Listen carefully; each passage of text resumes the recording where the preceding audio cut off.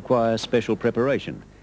This is a yam species Les has not seen before. That's it, that's it.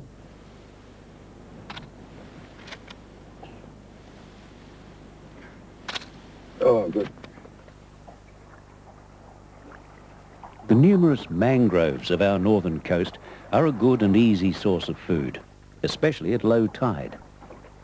Then, with a little knowledge, large quantities of edible crabs and shellfish can be gathered. Easy prey. Like this mangrove snail, a species common in the north. Eat this one too? Yeah, eat it. Any good for fish bait? Yeah, fish bait, eating, people eating. Yeah. How come he sticks on the root? Well, when the tide come up, when the tide comes, and the mangroves. Yeah. But he keep out of the water? Yeah, you frightened of get drowned. You frightened you get drowned? Yeah. Some sort of shellfish he turned out to be. When you eat this, they keep you happy. When you eat these, they keep you happy. Yeah, good time. Right. The mud whelk is easy prey too, and often litters the floor of mangrove swamps. But you just cook it up in the fire? Yeah, just like that. And when you cook, them cook it in the fire, them boil it in the boil. Yeah, boil it in the billy too? Yeah. We might get some and try it out, eh? Oh, yeah, if you'd like to. Yeah, I reckon. Hey, tip him over? Yeah.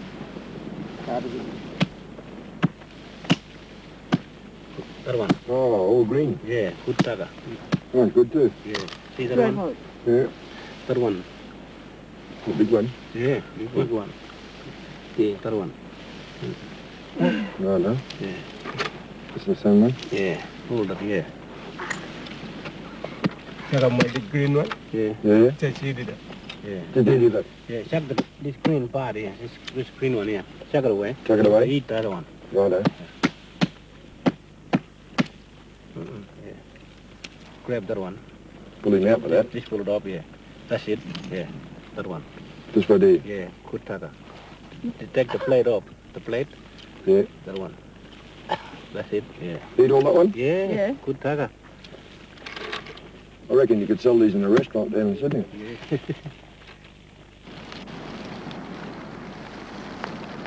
You know, in this part of Australia, there's more to the coastal environment than the simple marine animals that live out there in the water. The whole coastline, the foreshore, has a whole variety of survival resources of its own. And I guess anyone that landed on a coastline like this, the first thing they would encounter are these little fellows here. And they themselves have two resource factors to offer any person surviving. Firstly, they can be eaten. Secondly, they're a bush medicine. Come and I'll show you how. What you do is you get inside the green ant nest. This is one here, and you can see them going quite angry about it. And somewhere in here, if we're lucky, and they're biting me at the moment, so I'll try and make this pretty snappy, we might be able to find some larvae. White larvae. There are millions of them. They're going a little bit ape. Actually, yes, there's some larvae there. And that larva, that white larva, if you can pick it out amongst the ants, I've got it between my fingers there, is edible. So are the ants, by the way. They think I'm edible at the moment. But that white larva was used by Aboriginal people as a cure for coughs and colds. And they grind it up between their fingers like that. A few ants thrown in for good measure. And then just eat it. Like that. Now they've got a very distinct flavour and tang to them. It's rather like lemony lime type of drink. And if they mix it up with water, they'd quite often make themselves what they call a lemonade drink. Well, today they call it a lemonade drink. And it was used quite extensively. I'll get ants stuck in the throat. Quite extensively throughout the whole of Northern Australia, not the nose, throughout the whole of Northern Australia as a cure for coughs and colds. And they're not too bad when they're not biting you. Anyway, over here there's something else too. This is the bow oak tree, and it grows only in the northwest corner of Australia, principally around the Kimberleys. Aboriginal people use the fruit, the nuts that is, which come on once a year. And that fruit and nut was pounded up to make a powdered milk-like drink, or it was eaten raw. When the fruit and nuts weren't available, they'd dig out the roots, and out of the roots they'd get the inner bark which surrounded that root casing, strip it bare, and twine it up to make a fish string, I guess you'd call it. And with that string, they'd then go back to the ocean and catch their fish. The nuts, we've got some old ones here. These nuts are the residue from last season, last year, and that's why they're so small and shriveled. Normally they're about 3 times that size. And when you break them open, you've got this white pith inside. That pith tastes like powdered milk, and that's the pith that the Aboriginal people used to eat. But there's something rather interesting about the nutrition of these nuts too. A few years ago, we picked half a dozen off a tree. We sent 2 of them in 1980 for analysis. They came back with a fairly high reading in ascorbic acid, protein, thiamine, and all the rest. 2 years later, we sent another 2 in, and we found that the deprivation loss in nutrition over a 2-year period was less than 40%. What that means is that those nuts in that condition are like a time capsule, a food time capsule. Many botanists believe that the baobab tree is not an Australian plant and was introduced centuries ago, but how is not known.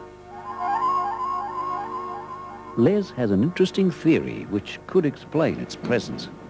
I'll give you a bit of a thought process. You're going to have to pay attention because it's fairly complicated, and if you don't, you're going to get confused.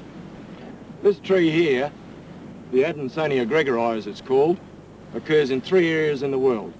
Here in the Kimberley, Africa, and Madagascar. Nowhere else.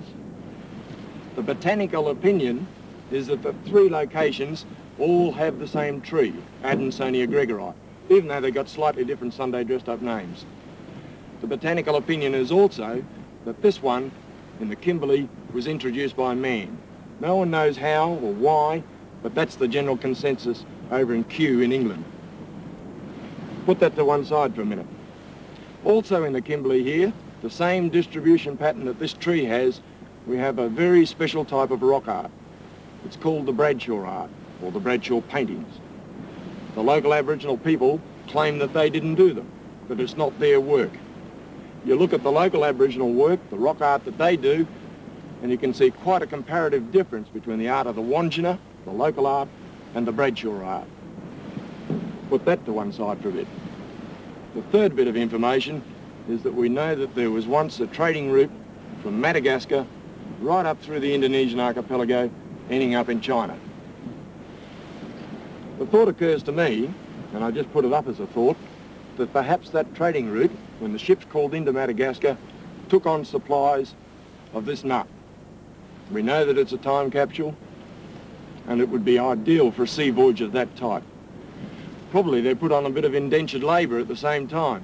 And if those boats out in this ocean were to get shipwrecked in the same way as many European ships got wrecked along the Kimberley coast and the West Australian coast, we could end up with the distribution of both the rock art from the indentured labour on board and the tree from the food stored down below decks.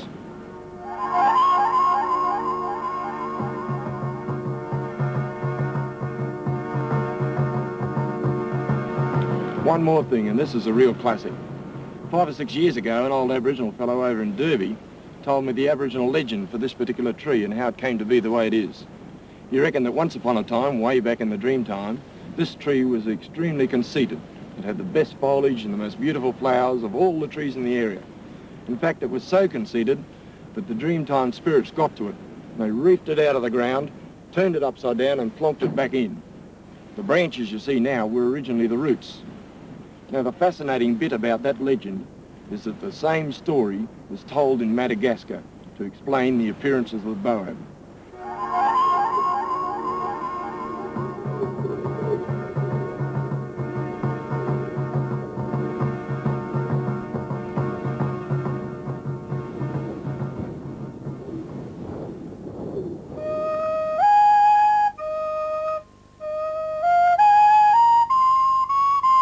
Les spends between 7 and 8 months in the field each year. He loves the bush, but his lifestyle is not easy.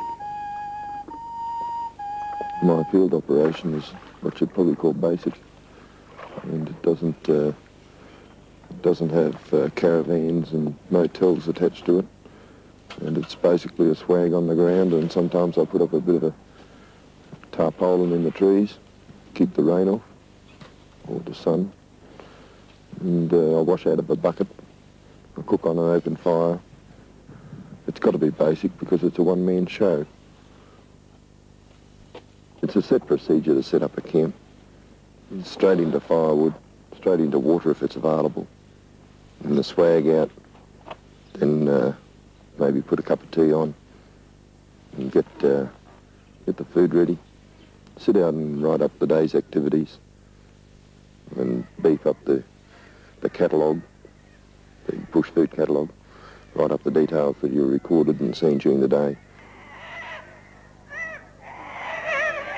And sometimes wish I had somebody else to make a campsite for me. I think, you know, sometimes I realise the isolation that I find myself in.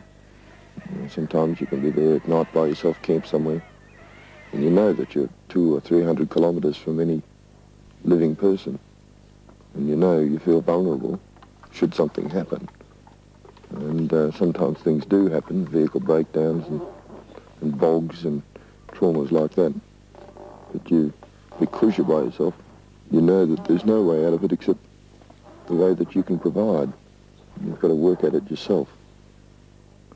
Dangers vary, of course. They can vary from, you know, because I do a lot of night driving, because particularly during the summer months, night driving is the coolest time to drive. And of course, night driving involves dodging cattle a lot of the place.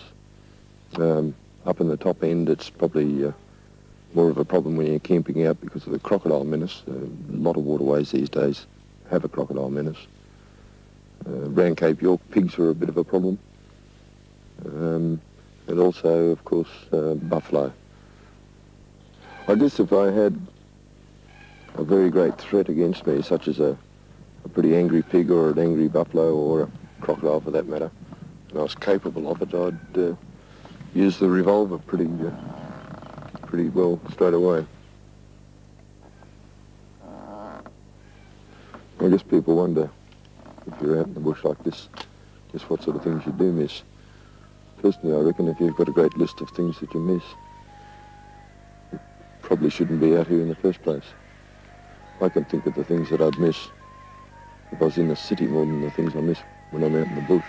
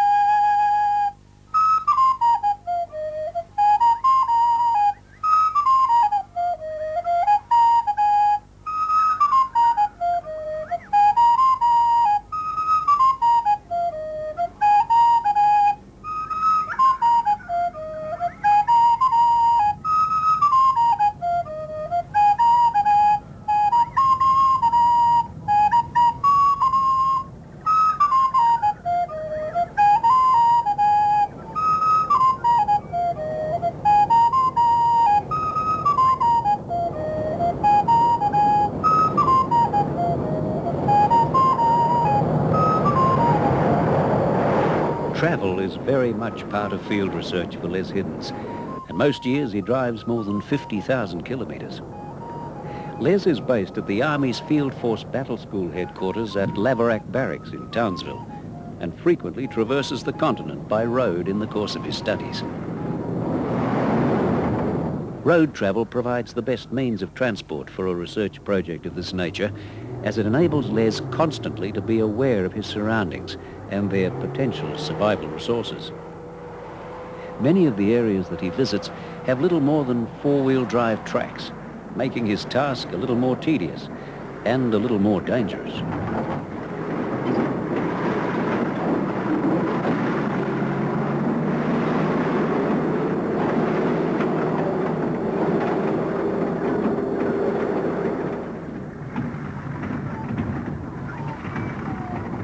In some areas, like here on the Kimberley Plateau, there are no Aboriginal communities, and Les has to work alone.